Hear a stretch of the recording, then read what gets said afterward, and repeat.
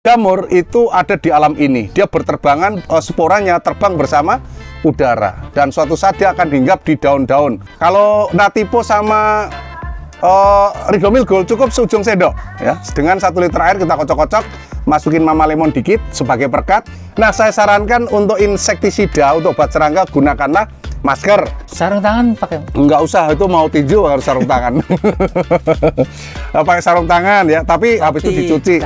Jaket ya. Kalau perlu pakai berungu, pakai kacamata hitam. Ketika pohon kita kena jamur, jangan dipupuk atau hentikan pupuk yang berjenis nitrogen ya. Ntar kan kalau kita beli pupuk ini pasti ada tulisannya, kandungannya ada tuh.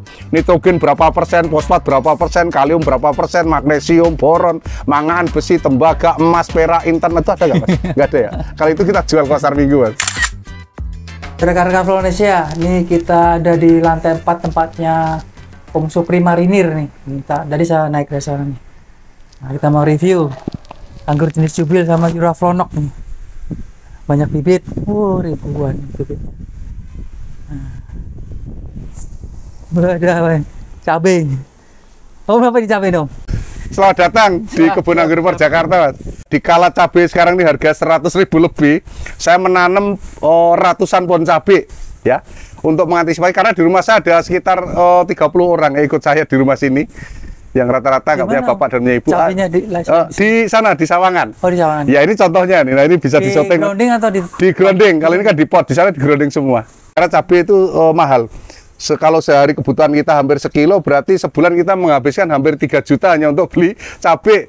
Oke, Mas Atta ya, kali ini di YouTube Flonasia kita akan ngobrol-ngobrol, bincang-bincang review anggur jenis Juraflonok yang konon notabene diceritakan banyak teman pengangguran yang udah buah duluan. Anggurnya sangat layak untuk dikomersilkan. Dia bertahan lama. Artinya ketika anggur-anggur itu kita panen, kita taruh di atas meja 3-4 hari busuk. Nah, anggur Juraflonok ini bertahan 1 minggu, dia kuat dan dia sangat crunchy, bagus, manis, dia nilai jualnya tinggi ya. Kita lihat, ini kemarin buahnya banyak pemirsa, karena Mas Atta nih lambat ke banyak syuting ke sana ke sini, telat tinggal hanya sedikit ya, ini. Nah, ini tinggal 10. Tinggal ini juga sisa-sisa pengunjung yang datang ya. Ini siapa pengunjung, saya potong ya. Oke. Nah, bisa dilihat. Dia sangat cakep ya, seperti Gosvi, tapi dia kalau besar. Untuk sama Gosvi besaran ini, ya, size-nya besaran ini, terus dia bener-bener bagus ya anggur ini, saya bilang. Bener pulen, enak. Yakin saya nggak dobos, enak banget. Juraflonok. Direkomendasikan. Oh, sangat direkomendasikan. Kalau anggur hijau, bentol-bentol merah, oranye cantik, Basanti, untuk anggur hitamnya Juraflonok. Setelah akademik, Gosvi, Lorano, Cerny Kristal. Nah, ini nih Juraflonok ya, para pemirsa. Sangat recommended. Dari Rusia atau dari Ukraina? Nggak tahu. Bibitnya itu ya, banyak. Dari teman-teman komunitas anggur. Bibitnya itu, bibit. Iya, ini bibit-bibitnya kita sediakan, wah sangat cantik-cantik. Aduh. Rasanya. Kalau ingin pesan bisa WA ke 087 888 700 600. Oh, kita adu dengan Jubile ya, varian Genja hijau mirip Tran, mirip Julian, Jubile, oke? Bisa kita ke sana. Nah, ini nanti kita jadikan bibit ya. Kita jadikan bibit. Oh, ini ya. Bijinya ya. Iya. Dan perlu diingat keuntungan menanam pohon cabai di bawah pohon anggur. Ini yang saya rasakan pemirsa ya. Tapi kalau memang salah ya jangan ditiru ya. Ini kalau saya, maksudnya saya tidak membenarkan apa yang saya lakukan. Ini menarik penyakit. Artinya hama-hama yang ada di daun anggur itu pindah ke apa namanya? Ke cabai. Contohnya, iya, hama kutu kebul ini. Oh iya nih. Kutu kebul. Pindah sini dia. Jadi dengan adanya cabai ini di anggur-anggur ini kelihatan bersih pemirsa ya. Jadi kutu-kutu kebul atau mungkin hama trip itu turun di. Tapi ini diobatin juga? Iya, sama diobatin. Cuma lumayan gitu ya, menarik ini kan alam bebas nih. Alam bebas ya, nggak ada tutup, cuma dia pakai spandek aja. Maksudnya dia udaranya los kemana-mana. Dan pohon-pohon gede di sebelah saya ini banyak penyakit pemirsa. Di antaranya jamur gelagah. Ada duren, ada apa namanya rambutan, ada melinjo, macam-macam. Kebanyakan di sini itu rambutan. Ada mangga. Yang paling parah itu jamur gelagah, ada di itu pohon daun yang buat obat apa namanya? obat darah tinggi, saya lupa namanya ya. Daunnya biasanya dijual. Daun salam pemirsa, itu di daun salam parah tuh, jamur gelaganya nural ke sini. Oke para pemirsa, kita review yang Jubilee tadi yang Yuraflonok ya. Ini saya potong, nah, ini yang dikit ya. Ini panjang-panjang Om ya? Ya, ini panjang. Dia size-nya memang panjang. Yuraflonok bisa sampai 2 jengkal. Jubilee ini sampai 2 jengkal. 3? Enggak, dia alami ya, alami. Dia hebat. Besar-besar. Oh, besar-besar. Dia segede tran ya. Ini contoh nih. Penjaraan juga? Oh, kadang penjarangan, kadang enggak. Yang ini? Ini enggak, ini kan cuma sedikit besar, doang. Ini dari bunga PHP. Besar. Dari bunga PHP jadi segitu. Ya, kita cobain ya, kita review rasanya. Kalau anggap aja Yuraflonok tadi nilainya 99 ya, manis enak. Nah, kita coba Jubilee, apakah layak juga dikomersilkan atau tidak? Coba berair. Udah hitam atau?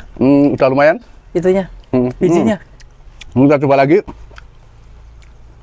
Ya, kita cek. Dia bijinya 1 tadi yang saya makan, ini bijinya nggak tahu berapa. Tapi warnanya apa? 2 ini bijinya. Masih hijau tapi udah ini. Ini masih hijau Pak Parmesa. Tapi udah manis. Yang pasti untuk Jubilee sama layak dikomersilkan walaupun tidak semanis Yuraflonok, tapi Jubilee ini sangat mudah berbuah Pak Parmesa. Tidak ribet ya. Sama kayak Tran, Jubilee, Dickson, Julian, jenis anggur hijau yang tidak ribet, asal potong, gemuk, keluar tunas buah. Bahkan Jubilee ini buah sendiri ya. Saya jarang pruning. Ini orang datang, Pak minta entres, kita potong, dia tumbuh tunas buah. Yang lainnya kita biar subur. Keluar buah, dia nggak harus dipotong bareng-bareng, itu hebatnya Jubilee ya. Jadi rekomendasi untuk anggur Jubilee untuk ditanam di pekarangan rumah selain Tran ya gitu. Kalau mau, saya beli Betran nggak ada Pak, Jubilee. Tuh bagus juga. Nanti yang nyuting belakangan ya. Ya, siap. Om nih ada pertanyaan nih dari rekan Flonasia. Ini kan musim penghujan nih, banyak serangan fungi, jamur, dan juga banyak serangan ulat-ulat hijau itu Om. Iya. Nah kalau dari Om Supri, kiat untuk pencegahan dan solusi memberantasnya gimana Om? Monggo silakan Om.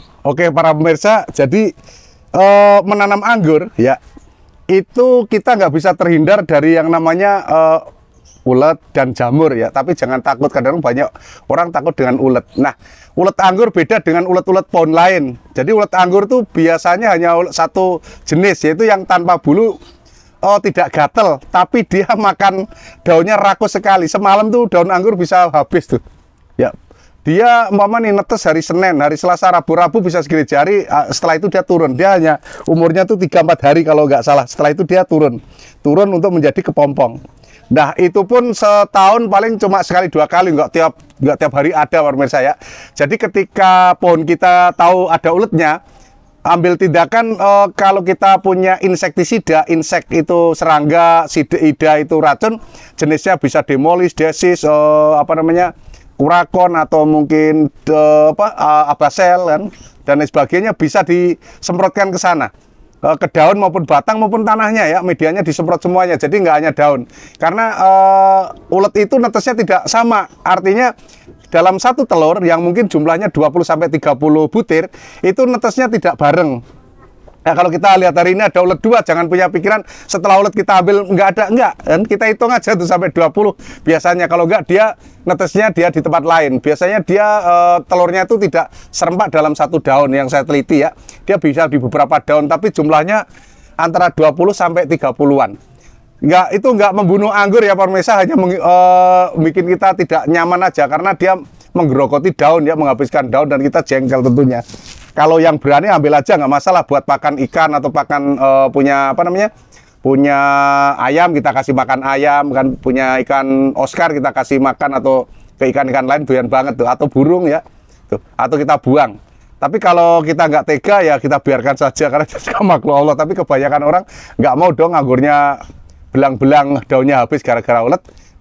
Kalau dengan cara lain mungkin bisa pakai rebusan tembakau, tapi tidak efektif ya para pemirsa. Tetap efektifnya adalah insektisida atau obat untuk serangga, yaitu jenisnya abasel, demolis, desis, dan masih banyak lagi. Yang penting ada tulisannya insektisida, nggak perlu pikiran Pak yang cocok apa, semuanya cocok. Yang nggak cocok tuh kalau kita biarkan tahu-tahu daunnya habis itu ya nggak cocok. Nah, sekarang masalah dengan jamur ya Parmesa.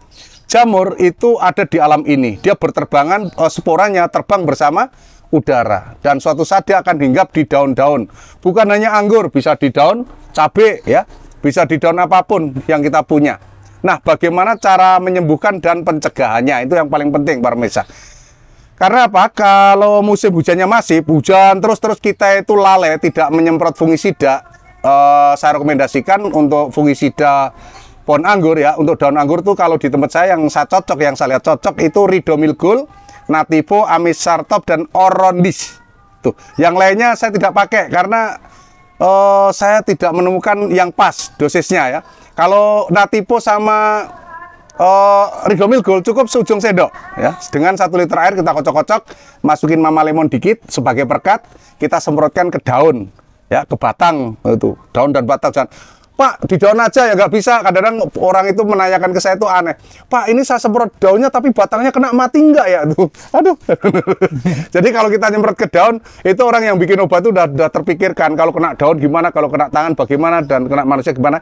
Nah, saya sarankan untuk insektisida, untuk obat serangga, gunakanlah masker. Termasuk fungisida, gunakan masker. Sarung tangan pakai? Nggak usah, itu mau tinju harus sarung tangan. Pakai sarung tangan ya, tapi habis itu dicuci. Jaket. Dia kalau perlu pakai berunggu, pakai kacamata hitam. Jadi untuk mengatasi jamur, caranya pertama kita semprot daunnya menggunakan Ridomil Gold ya, seujung sendok, atau Nativo atau Amistartop. Kalau Amistartop cukup 2-3 tetes, jangan sampai 1 sendok overdosis sudah gosong. Yang aman adalah Ridomil Gold, udah saya cobain. Saya tidak mensponsorkan Ridomil Gold atau menjadi endorse-nya Ridomil Gold ya, karena orang Ridomil Gold nggak kenal saya. Kalau kenal mungkin dia akan menggaji saya gitu. Tapi harganya lebih harganya lumayan ya. Di atas rata-rata. Rata-rata 50-an ribu, tapi dia beli 1 saset itu bisa untuk bertahun-tahun. Karena jamur tidak datang setiap hari, Pak Mes. Saya mungkin cukup musim hujan masif aja. Artinya masif itu hujan tiap hari gitu ya. Nah, kenapa kok bisa kena jamur? Setelah saya teliti, kuncinya di media tanam. Apabila media tanam kita ini kehujanan terus, basah terus, apalagi kita itu rajin mupuk jenisnya unsur nitrogen, NPK, Ponska, KNO3 merah, Gadasilde ya. Tuh, dan yang banyak N-nya apalagi tuh? Yaramila Faster dan sebagainya tuh. NPK itu NPK pokoknya N dah, yang ada unsur N. Itu saya jamin jamurnya bukan malah hilang, malah subur, pemirsa. Makanya ketika pohon kita kena jamur, jangan dipupuk atau hentikan pupuk yang berjenis nitrogen ya. Ketika kan kita beli pupuk ini pasti ada tulisannya, kandungannya ada tuh. Nitrogen berapa persen, fosfat berapa persen, kalium berapa persen, magnesium, boron, mangan, besi, tembaga, emas, perak, intan, itu ada nggak Mas? Nggak ada ya. Kalau itu kita jual pasar minggu Mas. Yang ada aja kandungannya ya. Jadi unsur mikronya ada. Nah, unsur nitrogen ini penyebab mungkin jamur itu bertahan lama. Karena katanya saya pernah sering-sering lihat di pertanian itu salah satu makanan pokok jamur adalah unsur nitrogen. Itu kalau salah asalnya dari saya, kalau benar datangnya dari yang pinter-pinter ya pemirsa. Ini kita cerita aja. Maksud saya yang saya lakukan dan berhasil ya. Jadi saya tidak memupuk jenis-jenis nitrogen. Nah, saya gunakan adalah jenisnya kalsium marmesa. Kalau nggak kalsium captawon, CNG, kalsium manohara. Kalau nggak saya menggunakan magnesium sulfat. Yang sering saya gunakan adalah magnesium sulfat. Karena apa? Magnesium sulfat adalah kandungannya garam. Nah, jamur tidak suka garam, mungkin seperti itu. Coba tanya ke yang pinter mungkin di UIN atau ITB, IPB ya, yang dunianya pertanian. Pak, bener nggak kata Pak Suprianto kalau jamur itu nggak suka garam? Saya kira nggak suka. Karena kalau ada garam sama jamur itu jadi oseng-oseng, ya kan? Apalagi tambah cabai, para pemirsa. Enak di meja makan ya. Makanya jamur nggak suka garam tuh, nggak suka magnesium, makanya kita pupuk magnesium sulfat. 1 sendok makan 5 liter air. Jangan ditanya lagi, Pak dosanya berapa gitu, ntar segenggam piok. Jangan suka menaruh pupuk itu tanpa air, artinya kita tabur gitu ya. Itu tidak saya sarankan, Pak pemirsa. Nanti harus dicampur. Ya, campur air, diaduk ya, terus disiramkan. Nah, saran saya para pemirsa tidak kena batangnya. Nih, mohon maaf nih, kalau mupuk apapun jenisnya jangan kena batang ya pemirsa ya. Hindarkan agak jauh. Oke? Kenapa, Om? Kalau dia pupuknya dosisnya tinggi, daunnya langsung layu. Walaupun saya tidak sedih kalau Anda yang penanam anggur yang udah bangkotan maupun pemula anggurnya mati, itu saya tidak sedih, Pak pemirsa. Cuma saya ikut prihatin karena apa? Ada kan WA saya, Pak Pri, bibit teran ada nggak? Emang kenapa, Pak?